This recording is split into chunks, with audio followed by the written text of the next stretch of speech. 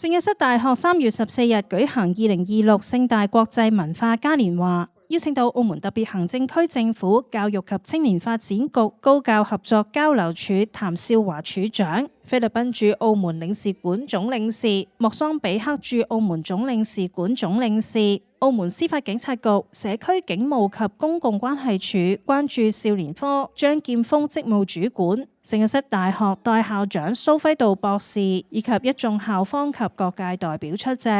開幕儀式先由聖大代校長蘇輝道博士致開幕詞，佢先感謝各支持單位、贊助商以及教職員與師生校友嘅辛勤付出。佢指出，喺全球化時代，面對共同挑戰同機遇，培養學生嘅全球視野至關重要。聖大致力於營造一個國際化學習環境，讓嚟自世界各地嘅學生喺日常互動中互相學習，培養同理心、適應能力以及尊重包容唔同文化與價值觀。佢希望透過當日活動，讓有意深入了解聖大課程以及校園生活嘅公眾，提供直接與教授同學生對話嘅交流平台，並期望喺未來持續透過呢一類活動，深化校園嘅國際化氣氛，促進跨文化嘅友誼同理解。喺一眾主禮嘉賓主持開幕儀式後，嚟自世界各地嘅聖大師生手持代表自己國家嘅旗幟進行大巡遊。當日嚟自